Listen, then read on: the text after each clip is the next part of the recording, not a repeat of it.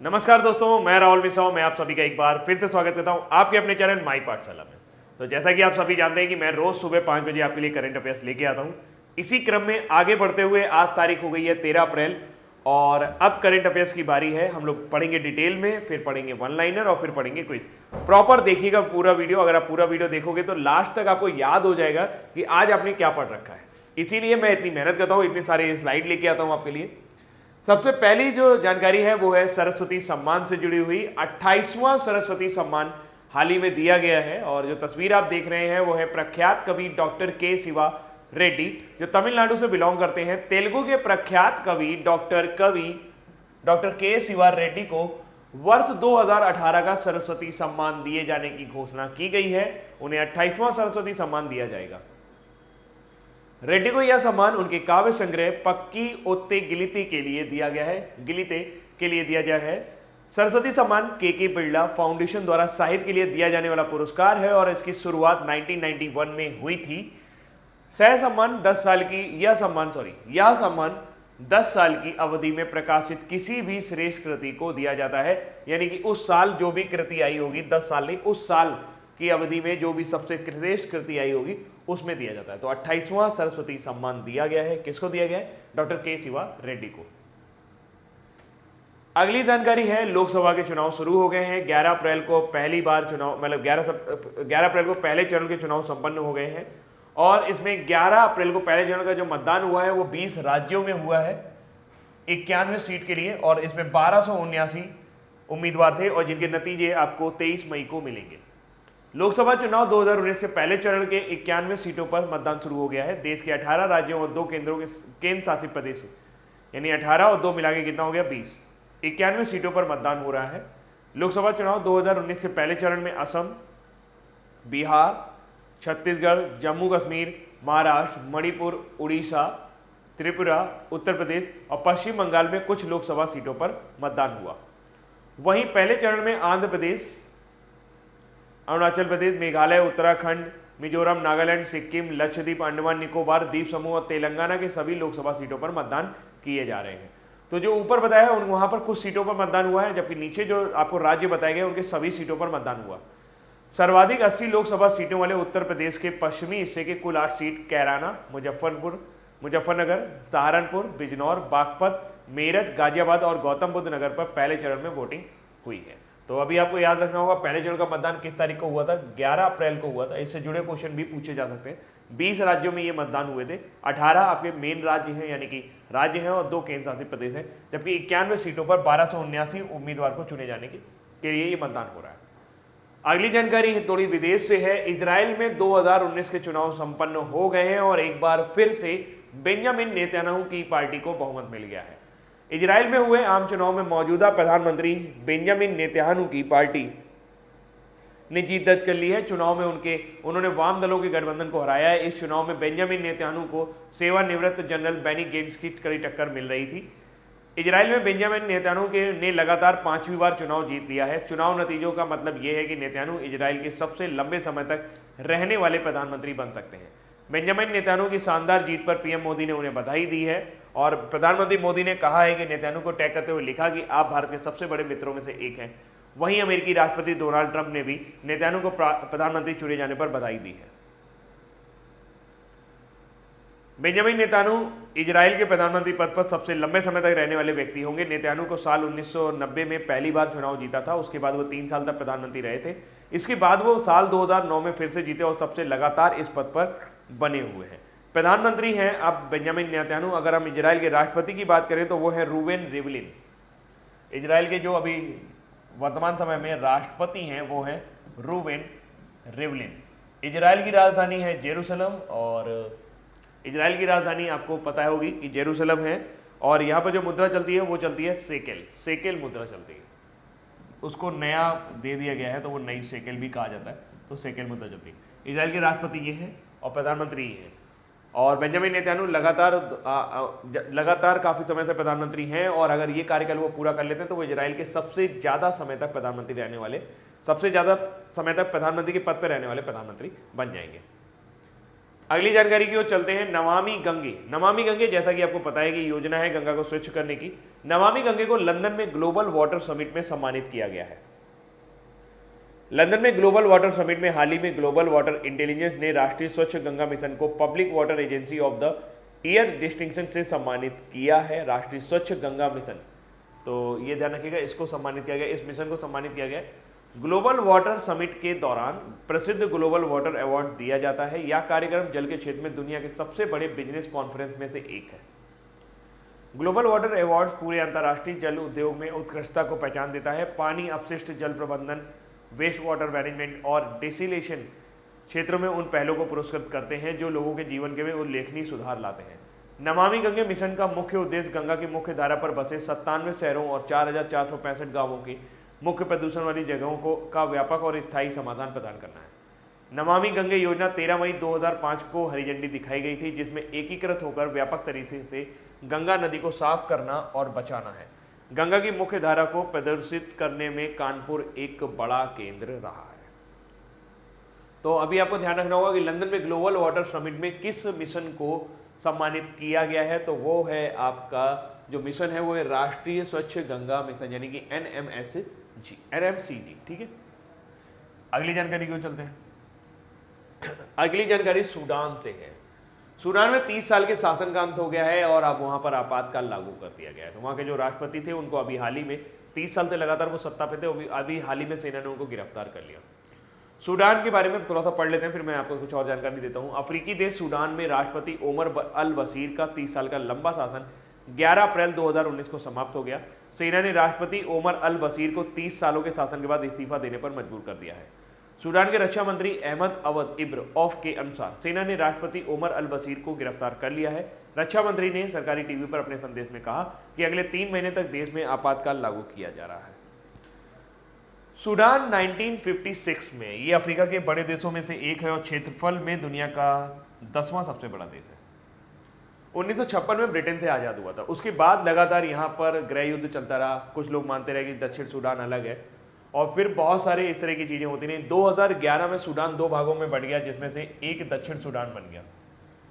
हाँ, अमर अल बशीर जो थे इन्होंने काफ़ी काम किया, सूडान की को काफ़ी आगे लेके आए, आर्थिक परिस्थिति सूडान की सुधारी, तो इन्होंने काफ़ी ज़्यादा काम किया। और सबसे बड़ी बात यह है कि सूडान में जो है वो तेल का एक बहुत ही बड़ा भंडार है। तेल का इस वजह से सूडान की जो आर्थिक व्यवस्था है वो काफ़ी अच्छी चलती चली गई।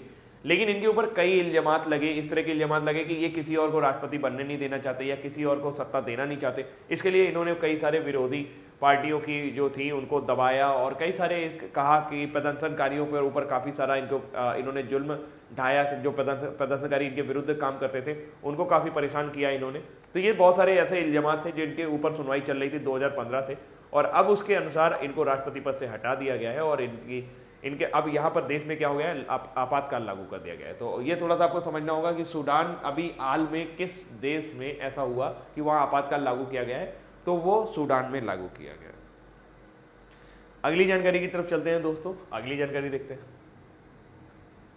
अगली जानकारी है Abdelkader Ben Salah appointed as Algeria's new president. Algeria की संसद ने अब्देलजीद बोटफ्लिका के स्थान पर इस्तीफा के बाद अब्देलकादेर बेन सलाह की देश में नए अंतरिम राष्ट्रपति के रूप में नियुक्ति कर दी है। 1 महीने से अधिक समय तक चले विरोध प्रदर्शनों से बोटफ्लिका को इस्तीफा देना पड़ा था और अल्जीरिया में 20 वर्षों में पहली बार नया राष्ट्रपति बना है। अल्जीरिया की राजधानी है अल्जीरियस और जो मुद्रा वहाँ पे चलती है वो है दिनार। अल्जीरिया की राजधानी है अल्जीरियस, तो ये थोड़ा सा आपको याद होना चाहिए, अल्जीरियस, और मुद्रा वहाँ पे चलती है दिनार। अगली जानकारी की तरफ चलते हैं।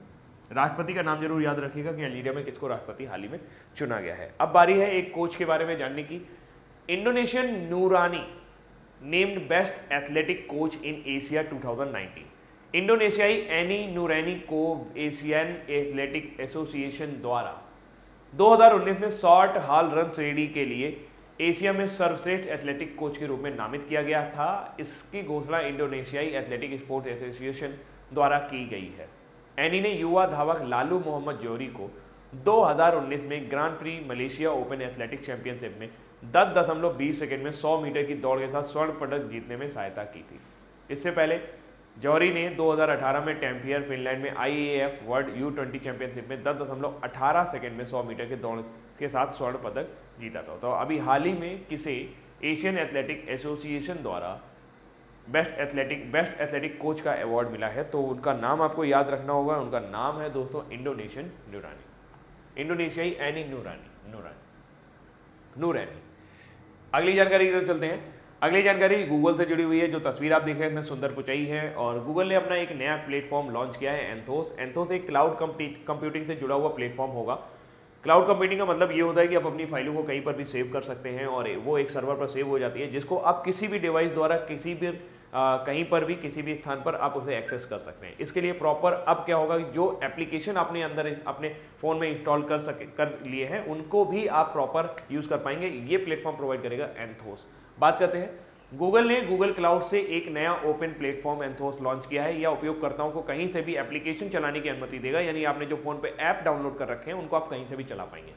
एंथोस उपयोगकर्ताओं के एप्लीकेशन को अनमॉडिफाइड मौजूदा अनप्रोमाइसिस हार्डवेयर या सार्वजनिक क्लाउड पर चलाने की अनुमति देता है और यह क्लाउड सर्विसेज प्लेटफॉर्म पर आधारित है, जिसे गूगल में घोषित किया इन 2008। गूगल ने 2018 में घोषित किया था और अब इसको इसने क्या कर दिया, लॉन्च कर दिया। यहाँ पे गूगल जाने का, वहाँ पे 2018 में उसे लॉन्च किया था। गूगल की जो स्थापना की थी वो की थी लैरी पेज और सर्गेई ब्रिन, दो दोस्तों ने की थी। सर्गेई ब्रिन न्यूयॉर्क में की थी और ये 1998 में गूगल पहली बार आया था। सबसे पहले नाम इसका अल्फाबेट था, बाद में इसका नाम बदल के गूगल हो गया। गूगल ने बहुत सारे टेक ओवर किए, जैसे कि आपको पता होगा कि यूट्यूब को टेक ओवर किया, यूट्यूब भी अब गूगल का ही हिस्सा है। तो ऐसे बहुत सारे टेक ओवर किए और किसी को भी अपनी मार्केट में आने नहीं दिया।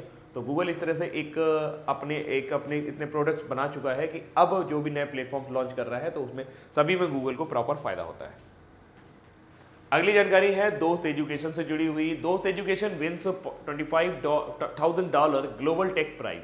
भारत के शिक्षा प्रौद्योगिकी स्टार्टअप दोस्त एजुकेशन ने तंजानिया और मिस्र के 2 अन्य विजेताओं के साथ $25,000 का प्रौद्योगिकी पुरस्कार जीता। यूके स्थित वर्की फाउंडेशन द्वारा संचालित नेक्स्ट बिलियन एडिटेक प्राइज 2019 विश्व के कम आय और उभरते हुए देशों में शिक्षा पर मौलिक प्रभाव डालने वाली सबसे नवीन प्रौद्योगिकियों को मान्यता देता है। दोस्त फाउंडेशन के जो CEO हैं वो है स्नेहा सेठ। और स्नेहा सेठ ने ये बताया कि दोस्त एजुकेशन जो भी चीज़ें जुड़ी हुई हैं दोस्त एजुकेशन से, वो ये है कि वो एक ऐसा ऐप है, एक ऐसा प्लेटफॉर्म है जिसमें जो गरीब बच्चे होते हैं और वो कुछ पढ़ना लिखना सीखना चाहते हैं तो वो उस ऐप पे या उस एजुकेशन प्लेटफॉर्म पे जाके सीख सकते हैं, जहाँ पर उनको बड़ा ही इंटरेस्टिंग वे में ये चीज़ें सिखाई जाती हैं। तो आपको अभी याद क्या रखना होगा कि ग्लोबल टेक प्राइज से किसको सम्मानित किया गया है, वो सम्मानित किया गया है दोस्त एजुकेशन को। और ये ऐसे लोगों को दिया जाता है जो कम आय और उभरते देशों में शिक्षा पर मौलिक प्रभाव, यानी कि जो बेसिक रेडिकल इम्पैक्ट होता है वो जो डालते हैं एजुकेशन के ऊपर, उन लोगों को ये पुरस्कार दिया जाता है। तो इस बार ये पुरस्कार दोस्त एजुकेशन को दिया गया है, लेकिन उनके साथ 2 और लोगों को दिया गया है। तंजानिया और मिस्र के 2 अन्य विजेताओं के साथ उनको $25,000 की इनामी राशि के साथ सम्मानित किया गया है। अगली जानकारी है Abu Dhabi international book fair यानी कि ADIBF में इंडिया को एक गेस्ट ऑनर के रूप में आमंत्रित किया गया है। ये पहली बार है जब भारत को इसमें आमंत्रित किया जा रहा है। UAE ने घोषणा की है कि भारत अप्रैल 2019 के अंत में आयोजित होने वाले अबू धाबी अंतर्राष्ट्रीय पुस्तक मेले यानी ADBF में 2019 में सम्मानित अतिथि देश होगा। ये पहली बार है जब भारत को बुलाया गया है। मेले के उद्देश्य UAE की समृद्ध विरासत को उजागर करना और इसकी प्रामाणिकता और आधुनिकता के साथ साथ ही सांस्कृतिक और साहित्यिक उत्पादन का प्रदर्शित करना है। मेले में भारत की भागीदारी विभिन्न घटनाओं और गतिविधियों के साथ आगंतुकों की संख्या में उल्लेखनीय वृद्धि को आकर्षित करेगी, जो कि ADIBF की संपूर्ण अवधि के दौरान आयोजित किया जाएगा। तो ये था। अभी आपको ध्यान रखना होगा कि भारत को किस मेले में यानी किस पुस्तक मेले में अभी आमंत्रित किया गया है। तो पूरा नाम आप याद रखिएगा, Abu Dhabi international book fair, यहाँ पे ये नाम लिखा हुआ है, इसे कहा गया है ADIBF। ठीक, तो दोस्तों ये थे आज के हमारे डिटेल करेंट अफेयर्स और हम वन लाइनर की बात करेंगे। वन लाइनर में देखते हैं आपको क्या क्या इंपॉर्टेंट है जो आपको दिमाग में रखना चाहिए। हाल ही में किसको वर्ष 2018 का सरस्वती सम्मान दिए जाने की घोषणा की गई है, तो वो तेलुगु के कवि डॉक्टर के शिवा रेड्डी को अभी हाल ही में सरस्वती सम्मान दिया जाएगा। ये 28वां सरस्वती सम्मान है जो दिया जाएगा। लोकसभा चुनाव 2019 के पहले चरण में कितनी सीटों पर मतदान शुरू हो गया है, तो लगभग 91 सीटों पर मतदान हो गया है और 20 राज्यों में ये मतदान हो रहा है। हाल ही में किस देश में आम चुनाव में मौजूदा प्रधानमंत्री बेंजामिन नेतन्याहू की पार्टी ने जीत दर्ज की? तो इजराइल में हुए आम चुनाव में बेंजामिन नेतन्याहू ने एक बार फिर से जीत दर्ज कर ली है, और अगर ये कार्यकाल वो पूरा कर लेते हैं तो वो इजराइल के सबसे लंबे समय तक प्रधानमंत्री पद पर रहने वाले प्रधानमंत्री बन जाएंगे। हाल ही में ग्लोबल वाटर इंटेलिजेंस ने किसको public water agency of the year distinction के सम्मानित किया है? तो वो है राष्ट्रीय स्वच्छ गंगा मिशन की योजना नमामि गंगे। हाल ही में किस देश में राष्ट्रपति ओमर अल बशीर का 30 साल का लंबा शासन 11 अप्रैल 2019 को समाप्त हो गया? तो सूडान के राष्ट्रपति ओमर अल बशीर का अभी हाल ही में ये उनका शासन समाप्त हो गया, उनको सेना ने गिरफ्तार कर लिया है। अल्जीरिया की संसद ने किसको देश के नए अंतरिम राष्ट्रपति के रूप में नियुक्ति की पुष्टि की है? तो वो है अब्देल कादर बिन सालाह, जो अल्जीरिया के नए राष्ट्रपति होंगे। बोर्ड खलीफा के जगह पर अब इनको राष्ट्रपति बनाया गया है, उन्होंने इस्तीफा दे दिया था।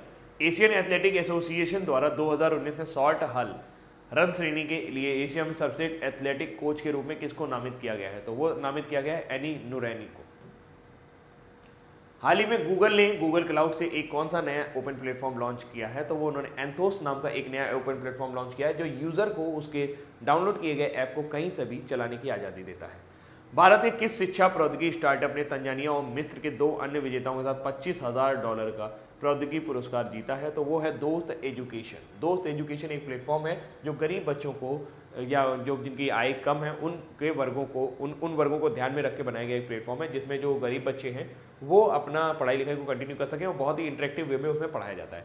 यूएई अप्रैल 2019 के अंत में आयोजित होने वाले अबू धाबी अंतर्राष्ट्रीय पुस्तक मेले 2019 में कौन सा देश सम्मानित अतिथि देश होगा? तो पहली बार भारत को यहाँ पर आमंत्रित किया गया है, तो आपको ध्यान रखना होगा यूएई में होने वाले पुस्तक मेले में भारत को आमंत्रित किया गया है, भारत को अतिथि यानी सम्मानित अतिथि के रूप में आमंत्रित किया गया है। दोस्तों अब है आपके क्विज। हाल ही में किसको वर्ष 2018 का सरस्वती सम्मान दिए जाने की घोषणा की है? तो क्या नाम है उनका? डॉक्टर के शिवा रेड्डी। ये तेलुगु के एक कवि है, प्रसिद्ध कवि है, जिनको अभी हाल ही में सरस्वती सम्मान दिया जाएगा। इस साल दिया जाने वाला सम्मान 28वां सरस्वती सम्मान होगा। लोकसभा चुनाव 2019 के पहले चरण में कितनी सीटों पर मतदान शुरू हो गया है? तो लोकसभा 2019 का जो मतदान 11 अप्रैल को शुरू हुआ है, ये लगभग 91 सीटों पर 20 राज्यों में कर रहा है। 18 राज्यों और 2 केंद्र शासित प्रदेशों में ये चुनाव कराए जा रहे थे। हाल ही में किस देश में आम चुनाव में मौजूदा प्रधानमंत्री बेंजामिन नेतन्याहू की पार्टी ने जीत दर्ज की है? तो अभी हाल ही में इजराइल के जो प्रधानमंत्री हैं वो है बेंजामिन नेतन्याहू, उनको लगातार फिर से उन्होंने ये जीत दर्ज कर ली है, और अगर वो इस पद पर बनाए रहते हैं तो वो सबसे लंबे समय तक रहने वाले प्रधानमंत्री होंगे। हाल ही में ग्लोबल वाटर इंटेलिजेंस ने किसको public water agency of the year distinction से सम्मानित किया है? तो राष्ट्रीय स्वच्छ गंगा मिशन का एक प्रोग्राम है नमामि गंगे, जिसको अभी हाल ही में लंदन में जो प्रोग्राम दिया गया वो agency of the public water agency of the year distinction के सम्मान से सम्मानित किया गया है। हाल ही में किस देश में राष्ट्रपति ओमर अल बशीर का 30 साल का लंबा शासन 11 अप्रैल 2019 को समाप्त हो गया है? तो दोस्तों सूडान के राष्ट्रपति ओमर अल बशीर का अब ये शासन समाप्त हो गया, उनको सेना ने उनके पद से हटा दिया है, क्योंकि उनके खिलाफ काफी सारे विरोध प्रदर्शन हो रहे थे। अल्जीरिया की संसद ने किसको देश के नए अंतरिम राष्ट्रपति के रूप में नियुक्ति की है? तो वो हैं अब्देल कादर बिन सालाह, उनको राष्ट्रपति के रूप में अभी हाल ही में नियुक्ति मिली है। एशियन एथलेटिक एसोसिएशन द्वारा 2019 में शॉर्ट हिल रन श्रेणी के लिए एशिया में सर्वश्रेष्ठ एथलेटिक कोच के रूप में किसको नामित किया गया है? तो वो है एनी नूरैनी। इंडोनेशिया की रहने वाली एनी नूरैनी को अभी हाल ही में इस अवार्ड से नवाजा गया है। हाल ही में गूगल ने गूगल क्लाउड से एक कौन सा नया ओपन प्लेटफॉर्म लॉन्च किया है? वो है गूगल क्लाउड से उन्होंने लॉन्च किया एंथोस। एंथोस एक ऐसा प्लेटफॉर्म होगा जो किसी भी यूजर को जो गूगल यूज करता है या गूगल क्लाउड कंप्यूटिंग सर्विसेज को यूज करता है, वो अपने किसी भी ऐप को कहीं से भी एक्सेस कर सकता है, उनको मॉडिफाई कर पाएगा, उनमें जो भी चेंजेस वगैरह करने होंगे वो आप कहीं से भी कर पाएंगे। अपने फोन में जो भी आपने ऐप डाउनलोड कर पा रहे हैं उनकी एक्सेस आपको मिल जाएगी। भारत के किस शिक्षा प्रौद्योगिकी स्टार्टअप ने तंजानिया और मिस्र के 2 अन्य विजेताओं के साथ $25,000 का प्रौद्योगिकी पुरस्कार जीता है? तो वो है दोस्त एजुकेशन नाम का एक एजुकेशन प्लेटफॉर्म है, जो स्नेहा सेठ द्वारा चलाया जाता है, सीईओ हैं वो उसकी, और इनको अभी हाल ही में प्रौद्योगिकी स्टार्टअप के लिए शिक्षा के 2 पुरस्कार के लिए $25,000 का टेक पुरस्कार दिया गया है, ग्लोबल टेक अवार्ड दिया गया है। यूएई में अप्रैल 2019 में अंत में आयोजित होने वाले अबू धाबी अंतर्राष्ट्रीय पुस्तक मेले 2019 में कौन सा देश सम्मानित अतिथि के रूप में शामिल होगा? तो दोस्तों वो है हमारा भारत, जो इस मेले में शामिल होने वाला सम्मानित अतिथि देश होगा। पहली बार ऐसा हो रहा है जब भारत को इस मेले में बुलाया जाएगा। तो दोस्तों ये थे आज के हमारे करंट अफेयर, और उम्मीद करता हूँ कि आपको करंट अफेयर पसंद आ रहा होगा। तो प्लीज़ इसे लाइक शेयर और सब्सक्राइब करना मत भूलिए। अभी के लिए इतना ही रखते हैं। Thank you so much, bye bye.